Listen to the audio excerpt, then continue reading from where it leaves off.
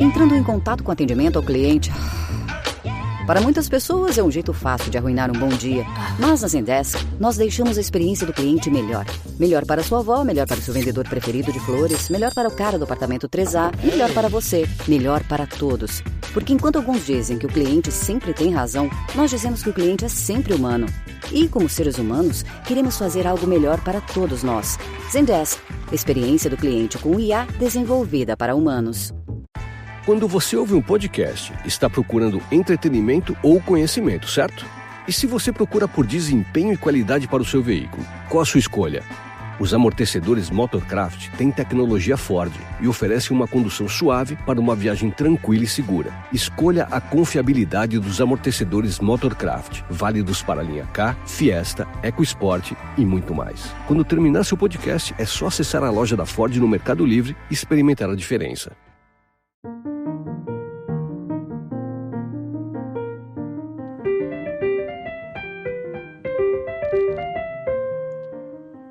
Welcome to the new Chemist. We're glad you're listening. Feel free to download this podcast on Google Podcasts, Apple Podcasts, and Spotify.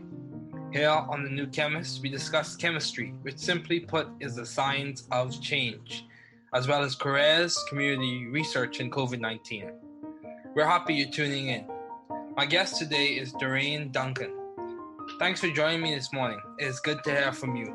Just briefly, I'll inform my audience about you. Dorraine Duncan is an accomplished analyst at HR&A advisors in the greater New York City area. She has served as a Forefront Fellow in 2019 in the Urban Design Forum. Also, she was a project manager for RISE New York City, which was a part of the New York City Economic Development Corporation. Along with those accomplishments, she was a Georgia Tech Climate Fellow, a graduate research assistant at Georgia Tech, and a Georgia Tech teaching assistant. While at Georgia Tech, she received a master's degree in public policy and a master's degree in city and regional planning. Moreover, her undergraduate degree was in mathematics at Kalamazoo College. A well-rounded, accomplished young person, please welcome Dorraine.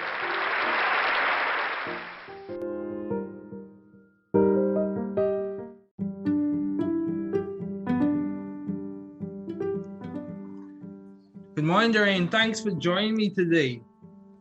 Thanks for having me, David. Yes, it's good to see you after such a long time. Same here. Yeah. So, what have been your long-standing interests in the field of public policy? So for a very long time, I've been, interested in sustainability and resilience. And I think while I was in Jamaica in high school, I didn't have the language. I didn't know that was what I was interested in. But I think, having grown up in a small island, I think you become very aware of, natural disasters of all kinds. So whether it's hurricanes or floods or droughts or whatever it may be, from a very young age, I'm used to seeing those things. And I think I became very interested in the ways that, these natural disasters impacted people and the way that people kind of responded to those things. So from high school, I understood and I really enjoyed things like social studies and geography. And I think my kind of translation of that into sustainability kind of happened later on, probably in college time. But I've always had that interest in understanding how the environment impacts people's futures, impacts people's families, and the way, in turn, that people impact the environment. I've always been interested in that. And the language came on, much later on in my life. Okay, that's interesting that you said that the passion and interest was there.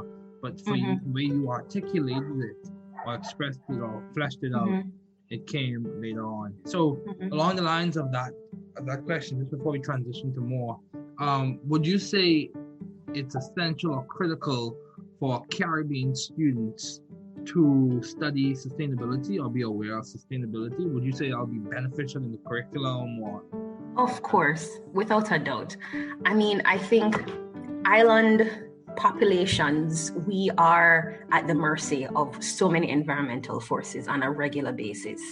The lack of water, electricity, all of these things that, by and large, you don't think about if they are provided for you on a regular basis. In island context, we know that we have to think about these things. You have to be concerned about water.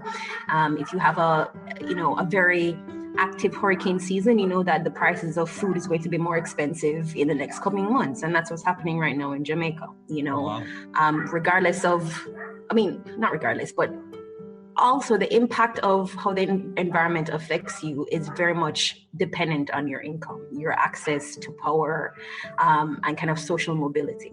So I think, given the fact that, you know, Caribbean islands, by and large, their, you know, income inequality is like a big issue in these countries. The way the environment affects people on a daily basis is extraordinarily different. You know, like if you go uptown, you know, nothing really phases you. If the hurricane happens, you know your house is secure, you know that your water supply is secure, you know that you're going to have electricity to do your homework or do work. But for everybody else, that you have to plan for these things. So I'm staying at my father-in-law's house right now, and there is, you know, several extra buckets and bottles of water in the bathroom. Why? In case water goes away, you can wash your hands, you can flush the toilet, you know? So you have to be planning ahead for all of these things. And I was happy that we had, you know, geography and a couple science classes focused on the environment. But as you said, I do think we need to improve the education, the environmental education that we're giving to people in the Caribbean, and have it be more focused on, you know, the ways that climate change are impacting our future, impacting the population. Yeah, that's good, because, you know, for even me, they have a fellowship program, another fellowship program at Indiana University, which is where I study, and they're talking about climate fellows. So that's something I'm probably going to look into. Yeah. Yeah. So how do you maintain view of the bigger picture in your career and in your life in general? When you face obstacles, challenges, Dorraine, I would say you have been very accomplished thus far. So how do you maintain view of the bigger picture? I think this is a very hard question for me to answer, because I think on a regular basis, I'm a very big picture thinker. So it's like very easy for me to think and like daydream about, you know, alternative futures for the Caribbean, alternative futures for Jamaica, solutions to different environmental problems or social problems, right? But what is much harder for me is to break that vision down into actual actionable steps and like step forward to that. I think that's much more difficult for me. And I think, you know, this year especially, and probably towards the end of 2020, trying to be intentional about like writing down these big picture visions. You know, like I have these big goals, like writing them down on a paper, because I feel like the act of writing down something that you have in your mind kind of forces you to think about like something that is concrete. Because it's concrete on paper now, you have to be thinking actionable steps to get to that point. And it's hard. It's very hard, because I feel like I think about a vision that's like, you know, achievable maybe 25 years from now. So the immediate things, what I can do right now, is not very apparent. But I think I've been trying to commit myself to writing it down and being intentional about researching, like how, if I want to start a business, like what is the first step I need to do? You know, I'm going on YouTube and finding people who are doing similar visions and understanding their trajectory and the steps that they've taken to get from point A to, you know, point Z. Wow. Yeah, that's good. That's good, because, you know, one thing that I have to keep in mind sometimes, even with me, it's a challenge, because you have these goals for yourself, whether it be personal, professional, academic, whatever the goals may be. You have to keep in mind, I have to keep in mind that the decisions that you make today do impact those goals later on. You have to be quite cognizant of the decisions that you make. Yeah, I agree. And I think, just to add to that point, I do feel like sharing some of these visions with people that you trust is helpful. Yeah, you know, I agree. Sharing it with someone that you trust to hold you accountable. So, you know, in the next 6 months, someone can ask, so where's the business? What's happening on that front? You know, and having someone outside of yourself, outside of, you know, your dream book or whatever you write it in, to ask you questions, to hold you accountable, to keep you encouraged, to keep you moving on, you know, each individual step to the big goal. Yeah, because one thing that I keep in mind on the same point, you know, when you innovate in isolation, it gives you a false appearance of novelty in some instances.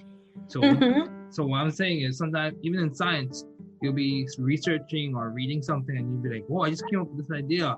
In isolation, you think it's novel, but when you go amongst people, they tell you, "Dude, that's already been discovered like 15 years before you even joined." So and not just like the fact that it could lead to duplication. But the fact that you're probably missing out on collaborators, people who have these same visions, may have, a complementary skill to what you have, and you could be working together with them to move forward. Yeah, and the thing I like about collaborations is, I'm actually, my research project for this graduate program, which I hope to be until I finish my PhD because I like it. The research program I'm working on, the specific project, is a collaboration between 3 different professors. Mm-hmm. Yeah, so it's rich. It's like it's like some good Caribbean jerk or some good Caribbean is rich. So, how have you been adaptive and creative in the field of public policy? Okay, so my degree is in both public policy and city planning, and I think both of them are very similar because they're such broad fields. In essence, like when you leave a planning program or you leave a public policy program, what you're leaving with is just a set of tools to apply to any sort of societal problem that you see fit. With public policy, you have an understanding of how government works, of how policies are built, how legislation is passed. With city planning, you're given a set of tools that are more spatial in happening. So you're understanding how zoning works in a city to facilitate, certain conditions within a city. So I think both of those tools are broad enough and are constantly being innovated enough that you can apply them to anything. So for me, I came into grad school already having a deep excitement for sustainability, particularly the type of sustainability that is most relevant to Caribbean islands. But understanding that those same skill sets can be used for things that I didn't see in my future. So as an example, when I graduated from Georgia Tech, I moved to New York, and my first job was with the New York City Economic Development Corporation. One, I never saw myself working in economic development because there's this false dichotomy that sustainability or economic development, the two of them don't happen at the same time. But here I was working in this space, working on the advancement of renewable energy in the city. But also thinking about the fact that this can create jobs. This can create meaningful jobs for, various communities, particularly communities of color in New York. Understanding that I had to kind of reapply my understanding of, sustainability as a system. Of course, renewable energy is one part that I'm interested in and also kind of have experience in, but understanding that the training of people to work in this industry is as important as the technologies themselves. Understanding that, the workforce development side of it is as important as the technology itself. And I think planning and policy are helpful in having you approach problems as systems. So if you think about sustainability as a system of both environmental actors, human and technological actors, and economic actors, then you realize that you don't have to just be working on the environmental side to have a role in that system, And I think being a part of both of those disciplines, I think one, I think I'm a jack of all trades by nature, and I feel like those type of professions force you to keep thinking that way, force you to keep thinking big and multidisciplinary, interdisciplinary. You have to think that way when you're in those spaces. Yeah, that's good. Along the same lines, you made the point that just because you're working in one sector, whether it be with environmental actors or under the environmental domain or regime, it doesn't mean you're not impacting a larger goal. So because you have human factors, societal factors, and all those other things. So yeah, I completely agree. So you went to Kalamazoo College. You went to the very good institute, Georgia Tech. And you how did you seek or find the right environment for you to thrive intellectually? How did you choose those schools? What was the guiding factor? I'll be very honest with you. For Kalamazoo, I went there because I got a scholarship. Okay. I think when I was graduating my last year of high school, based on the subjects I did in sixth form, I got into UA, and that's the University of West Indies in the Caribbean, and I could have done geology and geography, or could have done actuarial science. I was not confident that, I wanted to do either of those subjects, kind of because the way that the education system works in the Caribbean is kind of you're streamed. So depending on the subjects that you do in high school, it kind of, maps out a path for you in tertiary education. And I knew that like what I wanted to do didn't sit squarely in either of those spaces. So at the very least, I knew that I wanted to be able to explore liberal arts education, a place that I could like kind of jump from discipline to discipline, because, my jack of all tradesness was popping up from there. So like I told my parents that like I want to go overseas and, get this type of education. In sixth form, I applied to a bunch of colleges. I didn't get any scholarships. And I was like, all right, my parents can't afford to pay an entire tuition. So I stayed, I basically took a gap year and I worked during that year and reapplied. So the second time I applied, I got into Kalamazoo and I got a pretty good scholarship.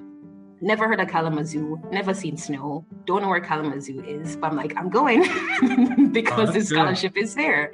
And I feel like that is a testament to kind of what happens with Caribbean people. You're from a small place, but you see an opportunity and, you're going to take the opportunity kind of regardless of where it comes. Right. So I ended up at Kalamazoo College. There were 10 other Jamaicans in my year who were obviously thinking, the same exact way I was thinking, that this opportunity popped up, we're going to go. And I think the liberal arts education was extremely helpful for me at that stage in my life. Mm-hmm. I needed to kind of get a feel of multiple different things because I'm interested in lots of different things, and it's allowed me to do that. And another aspect of the liberal arts education, at least at my school, that I cherished was the fact that it had study abroad. It paid for me to go and study abroad, and I was able to kind of explore sustainable development a lot more in Southeast Asia. It's a context that is actually very similar to the type of development trajectory that happens in the Caribbean. And then, having had that experience, I was a lot more precise with what I wanted to do in grad school. And I think I also was able to kind of get the network to help me get to grad school, because no one in my family had been to college, no one in my family had been to grad school. But I had resources at Kalamazoo to help me figure out that process, help me figure out the fact that, when you're applying for grad schools and you're starting getting offers, you can negotiate. You can ask for more money. You can, ask for more funding. Yeah, I know. Like this was news to me. So I applied for. Some of this is news to me. David, you should have talked to me before. But when I got into, probably 4 or 5 different schools.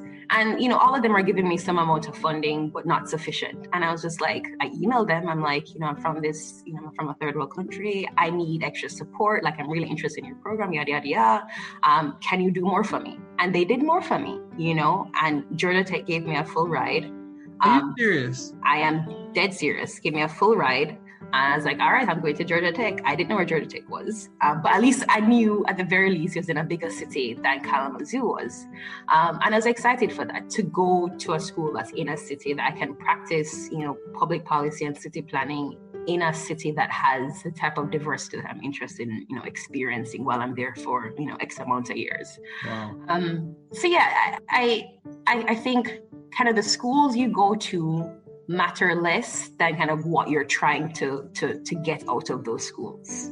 I feel like it's kind of corny people say, but education is kind of, your experience is what you make it. Because I could have gone to lots of other different schools, and I feel like I could have, having the knowledge and the base that I had and the network of people to give me that knowledge, I could have made, I probably would have been in the same or similar place as I am right now.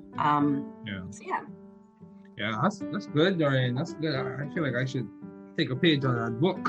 Yeah. Well, yeah. I mean, everything is a negotiation, and I do think that is one of the difficult parts. And you're coming from, context or families that don't have significant experience, doing grad school or doing college. No one telling you this stuff. But, I had like a white friend in school who all of their parents or grandparents, aunts and uncles went to grad school. So they know the system, and picking up those pieces of information and sharing it within our circles of, immigrant communities, people of color. Like, it's very important that you're sharing that information. Yeah, that's true. Along those same lines, you made the point that you just studied abroad in Southeast Asia. Was it in Singapore? No, it was in Thailand. Thailand, okay. Mm-hmm. I know Singapore is really big on that development and stuff like that. Mm-hmm. Yeah. Mm-hmm. What's in Thailand? Repeat the question? What stood out in Thailand? I mean, so much. So the program there was on sustainable development within the context of, a country that's rapidly developing. And I think for me, for people who go, coming from the Caribbean or wherever and are going to schools in the West, so in America or Europe or whatever, the way that they teach policy, the way that they teach city planning, lots of these kind of governance-based subjects, it feels very different than the reality to exist in your home countries. Mm-hmm. The level of informality that exists in Jamaica, the level of kind of like banduloism and corruption, like all of these different issues that are just like present and rampant within our countries, they kind of just don't talk about that. So we're talking about city planning and we're not talking about people who are living in informal settlements. We're not talking about informal vendors. That's just not a part of the conversation.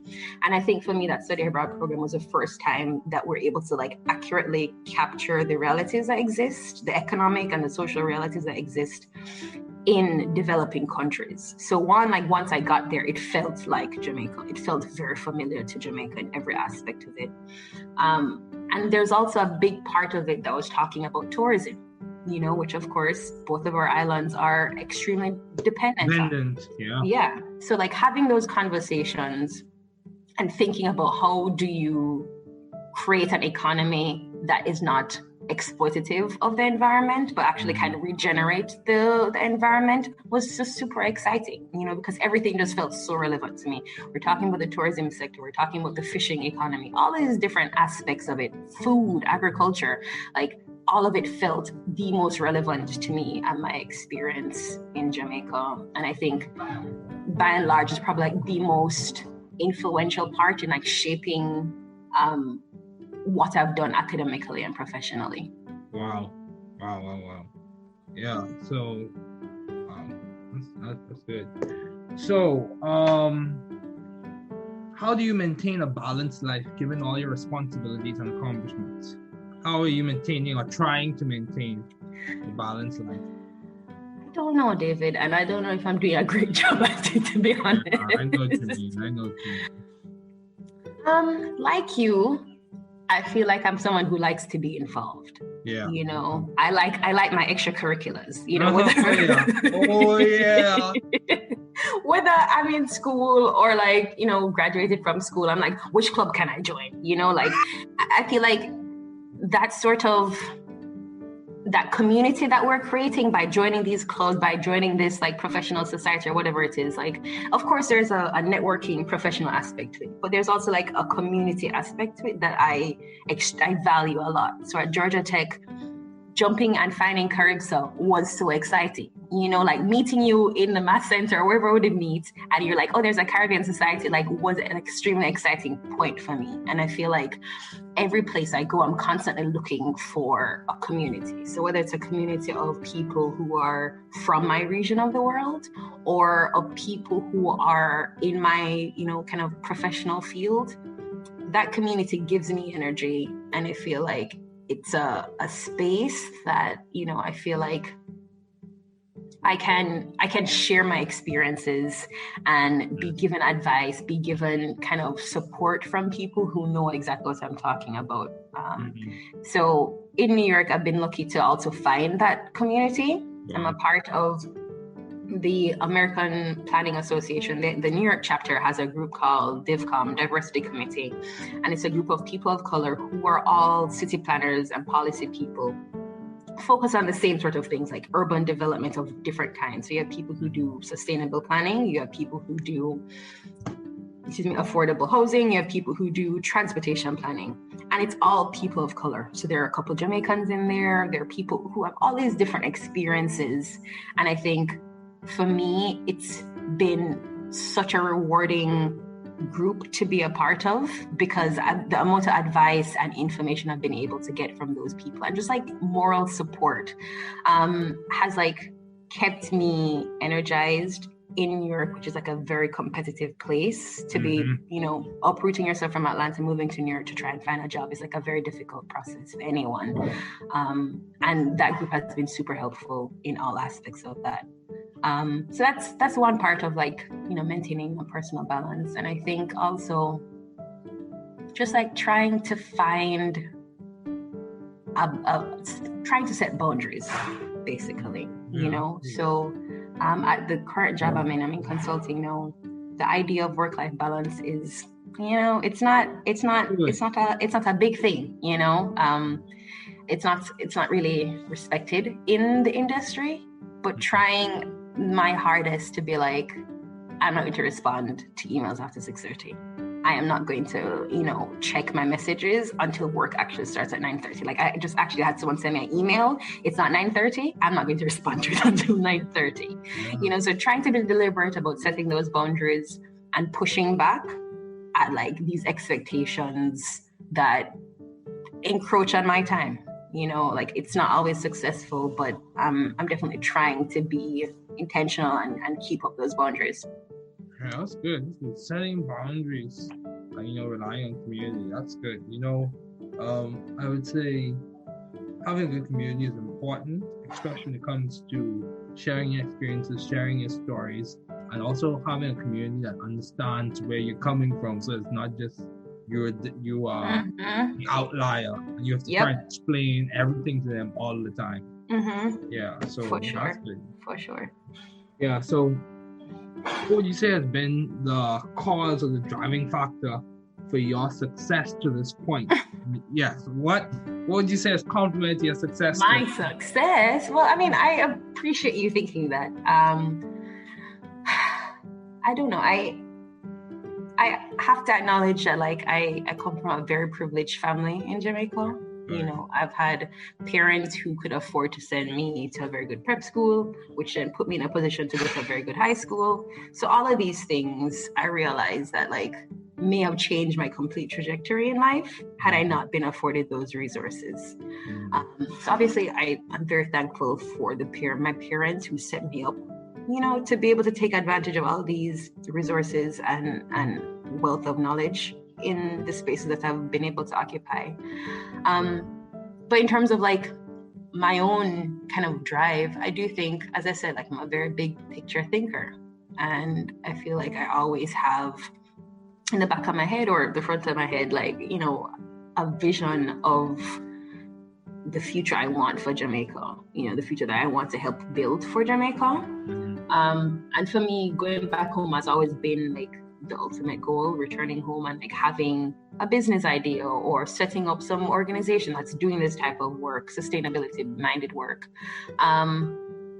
has always like driven me. So the choices I've made professionally or academically, it's like, is this going to help set me up for what I want to do in Jamaica? Yes, then I'll take it. No, then maybe this is not for me. So I think having that end goal of what you kind of want your future to look like is helpful in, helping you choose, what opportunities to take. Because not every opportunity is for you, and not every opportunity, you need to say yes to. But yeah, I think just having that kind of clear vision of what I want, my 2030 to look like, my 2035 to look like, Yes, yeah, because time is like money, so you have to spend it wisely. You have to value how you invest in your time, and not every good opportunity is something for you to take. Yep, that's for sure. I've had to remind myself of, because in these academic institutions, a lot of good opportunities pop up. Yep. But if you try and take all of them, you'll spend too much time on every single one that the thing you came up for, you might not be able to. Yeah, and you spread yourself thin at that point too. Yeah. I do find that happening to me sometimes. That like I'm so excited about lots of different things, like opportunities pop up, and I'm just like, dang, like I probably shouldn't have said yes to this because I have no time to do it well. Yeah, that's true. That is true. Yeah, you have to have a vision. So, why did you choose mathematics as a field to major in? Not to disappoint you, but okay, let me not say it was just because of my parents. So I did math in sixth form in high school in Jamaica, and I liked it a lot.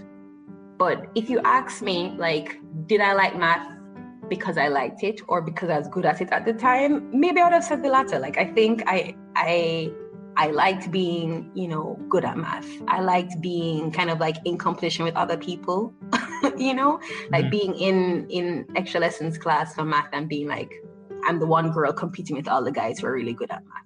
I think I enjoyed that. And then I got into college and I was like, my first year, I was like, okay, all right, I'm still decent at it. I'm not great at it anymore, but like I'm decent at it. And then by the time I got to my third year, I was like, this is not relevant to me, in all honesty. Like it just felt so abstract from the kind of the visions that I had for myself at that point. Because I'd already done study abroad. Like I understood like sustainability, sustainable development is something I'm interested in. And I didn't see a place for math anymore. But it was too late to change my major. So I continued with it, graduated with it, and then I had the minor in environmental studies. And, I would like make jokes with people like, I regret doing math. By the time I got to like applying for grad school, I was surprised at how many like programs were like, we appreciate the fact that you have done math in undergrad. The fact that you have proven mastery of some extent of this technical subject means that you're bringing like a analytical nature to public policy and to city planning, which like in themselves, like you wouldn't expect, but they do have an analytical component, in public policy, one of the most difficult classes I was doing was statistics, but I had that kind of edge up having done math in undergrad, so by and large, I don't regret doing math or having that ability to like kind of switch to an analytical mindset. I think it has served me well in both fields that I am in now. Wow, that's good. Yeah, past experiences do give you a framework for you to progress and interpret what you're going through. So, as we conclude, do you have any advice to those wanting to pursue the field you are currently working in? Yeah, I mean, I think the Caribbean needs more people like this, or just the world generally. I think what excites me about both public policy and city planning is that it forces you to think about issues like systems, as I mentioned before. And I feel like once you start viewing the environment as a system of different actors, of different institutions, of different, pieces of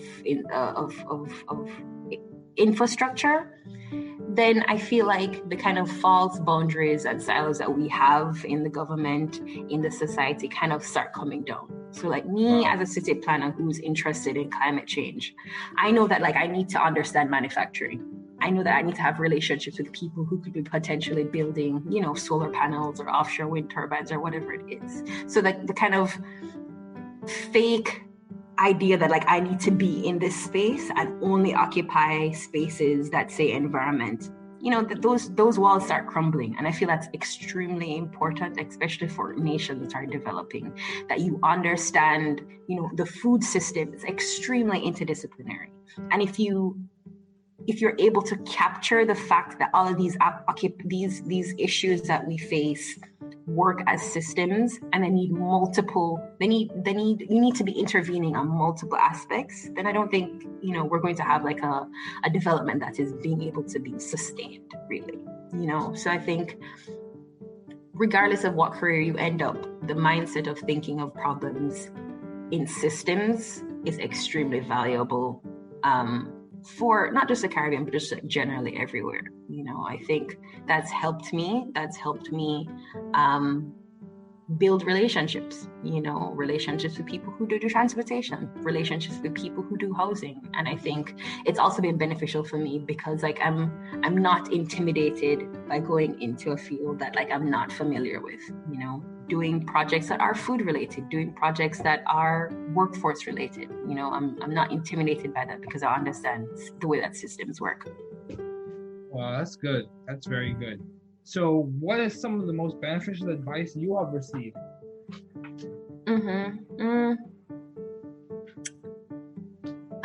So much. I mean, I think for me, the most beneficial thing someone has told me is to be deliberate and articulate about what you want out of particular experiences and to say it to people, when you're starting a new job, when you are starting a new grad program or undergrad, define the vision of what you want to learn. Say that like, my interest in environmental studies is because I want to focus on Caribbean nations and the problem that exists in Caribbean nations. And sometimes that may not result in anything, but sometimes you defining what you want out of an experience helps people connect you better to different resources that can help you, build that experience. So saying to people that I'm interested in the context of island nations in sciences generally, they may be able to connect you to a professor that's also from the Caribbean. They may be able to connect you to someone that's doing research in a Caribbean island, whatever it may be. And I think that's been something that has stuck with me throughout my academic and professional career. I think one thing people will say about me is like Dorraine is very, not forceful, but she articulates what she wants and she articulates, what she's trying to get out of an experience. And I think that has served me well. And of course, the kind of other side to that is like, what if you were not sure what you want? I mean, that can also be something that you say to people, like, I'm not sure what I'm wanting out of this experience. So maybe giving me like a diversity of experiences and perspectives within this like academic or professional space is something that you need. You need to be able to explore multiple different options so that you are quickly able to realize what you don't like and what you like. God, Dorraine, you dropping nuggets, man. I'm trying.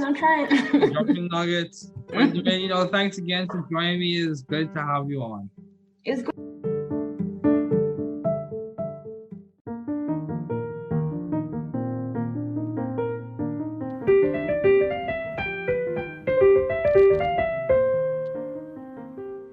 Thanks for listening.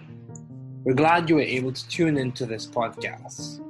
Once again, this is The New Chemist, where we discuss chemistry, which simply put is the science of change, as well as the other sciences, careers, community, research, and COVID-19. Thanks again for listening. Note, the views on this podcast represent those of my guests and I.